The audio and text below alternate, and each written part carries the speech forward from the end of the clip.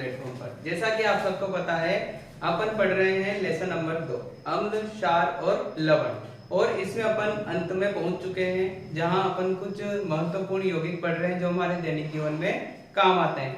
आज मैं आपके लिए 2 यौगिक और लेकर आया हूं, जिसका नाम है दावन सोडा, और इसके अलावा एक और यौगिक है प्लास्टर ऑफ पेरिस।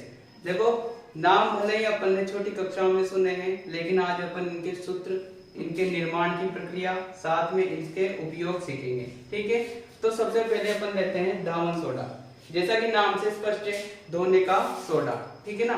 धोने का सोडा क्या होता है? अपन जब घरों में कपड़े धोते हैं साबुन से, तो उनमें सोडा आता है। अपन ये तो बात जानते हैं कि उसमें सोडा आता है, लेकिन कौन सा सोडा आता है वही आज अपन पढ़ने वाले हैं। इस सोडे का उपयोग साबुनों में किया जाता है, और ये बना होता है सोडियम कार्बोनेट का। किससे बना होता है? सोडियम कार्बोनेट का। तो देखो, इसको बोला जाता है धोने का सोडा। क्या बोला जाता है इसको?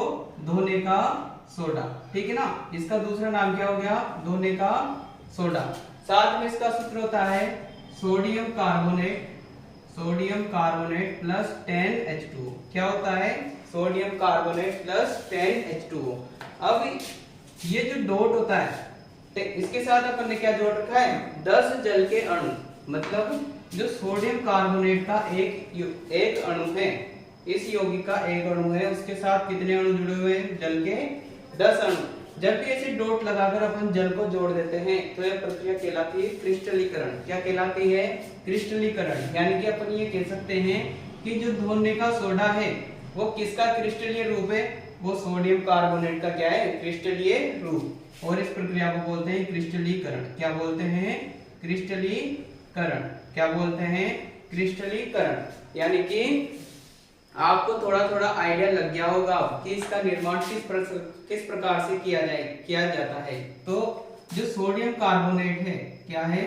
सोडियम कार्बोनेट, इसका क्या कर दिया जाता है? क्रिस्टलीकरण कर दिया जाता है। यानी कि इसमें 10 जल के अणु के साथ अभिक्रिया करवाई जाती है, और क्या बनता है? Sodium carbonate dot 10H2O।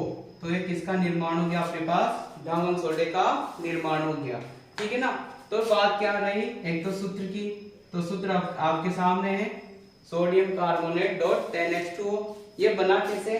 ये 10 जल के अणु के साथ इसका क्या कर दिया? क्रिस्टलीकरण कर दिया। क्या कर दिया? क्रिस्टलीकरण। आपका फोकस होना चाहिए क्रिस्टलीकरण पर। ठीक है ना। यहाँ से आपको एक और एक्स्ट्रा जानकारी मिल रही होगी कि क्रिस्टलीकरण क्या होता है? जल के अणुओं का जुड़ना। क्या कहलाता है? क्रिस्टलीकरण कहलाता है।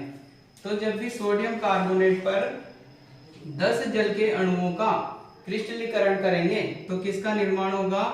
सोडियम कार्बोनेट डॉट 10H2O का, जिसे क्या कहा जाता है? दावन सोडा कहा जाता है। और इसका उपयोग जैसे कि बहुत सारे उद्योगों में किया जाता है, कपड़े बनाने के में, कागज बनाने के में, इसके अलावा जो धोने के जो अपने साबुन आते हैं, उनके उद्योगों में भी इसका उपयोग किया जाता है। इसके अलावा इसके बहुत सारे उपयोग हैं। ठीक है, आप लोगों को इस यहाँ पर दिख रहे होंगे स्क्रीन पर। इसके अलावा अपन लेते हैं प्लास्टर ऑफ पेरिस। जैसा कि अपन देखते हैं कि कभी कभार, भगवान न करे, किसी की हड्डी फ्रैक्चर हो, लेकिन जब किसी की हड्डी फ्रैक्चर हो जाती है तो डॉक्टर के पास जाते हैं, उसके प्लास्टर चढ़ाते हैं। तो प्लास्टर किस पदार्थ का बना होता है? ठीक है ना। तो वो बना होता है अपना पीओपी का। किसका बना होता है? पीओपी का, जिसे अपन कहते हैं प्लास्टर ऑफ पेरिस। अब बात करते हैं इसके सूत्र की। तो इसका सूत्र होता है पीओपी का सूत्र होता है calcium sulphate dot half H2O। क्या होता है? Calcium sulphate dot half H2O। अब ये भी कौन सा यौगिक आ गया? ये भी क्रिस्टलीकरण से बना हुआ यौगिक आ गया, लेकिन ये तो रहा सूत्र। किसका सूत्र है? पीओपी का। यानी कि प्लास्टर ऑफ पेरिस का सूत्र क्या है? Calcium sulphate dot half H2O। अब इसको बहुत तरीकों से बोला जाता है। हाफ को, जैसे मैंने तो बोल दिया हाफ, ठीक है, हाफ यानी आधा। अब अपन ये भी बोल सकते हैं कि कैल्शियम सल्फेट हेमी हाइड्रेट। इसके अलावा कैल्शियम सल्फेट सेमी हाइड्रेट, तो किसी भी नाम से आ सकता है ये। तो सूत्र ध्यान रखना आप लोग। तो कैल्शियम सल्फेट 1/2 H2O, ये किसका सूत्र है? ये अपने पास पीओपी का सूत्र है। अब इसके निर्माण की प्रक्रिया जानते हैं। आप लोग एक यौगिक जानते हैं, छोटी कक्षा में पढ़ के आए, जिप्सम। क्या? जिप्सम। जिप्सम का सूत्र होता है कैल्शियम सल्फेट डॉट 2H2O। क्या होता है? Calcium sulphate dot 2H2O। ये बहुत ही महत्वपूर्ण यौगिक रहा होगा आपकी छोटी कक्षाओं में, जिसका नाम है जिप्सम। क्या नाम है? जिप्सम। जब जिप्सम को 373 केल्विन पर गर्म किया जाता है, जिप्सम को 373 केल्विन पर गर्म किया जाता है, तो किसका निर्माण होता है? पीओपी का निर्माण होता है। अब गर्म करेंगे तो ऑब्वियसली बात है कि जल का तो उड़ना ही है, ठीक है ना। जब भी अपन किसी चीज को गर्म करते हैं तो उसमें जो जल उपस्थित होता है वो उड़ जाता है ना, भाप बनके। तो जब भी इसको गर्म करेंगे, देखो इधर अभिक्रिया समझना, CaSO4 2H2O, ठीक है। जब भी इसको गर्म करेंगे, अपन इसको हीट देंगे, तो जल का तो निकलना ही है बाहर, उड़ना है भाप बनकर। तो ये जो दो जल के अणु हैं, इसमें से 1.5 जल के अणु उड़ जाते हैं, मतलब 3/2 तो उड़ जाते हैं। कितने रह जाएंगे? आधा रह जाएगा। कितने रह जाएंगे? आधा, ठीक है। और उड़े कितने भाप बनकर? 3/2। तो अपने पास किसका निर्माण हो गया? अपने पास पीओपी का निर्माण हो गया। तो ये रही निर्माण की विधि, और सूत्र अपने पास है ही सही। निर्माण की विधि अपन पढ़ ली और उपयोग आपके सामने है।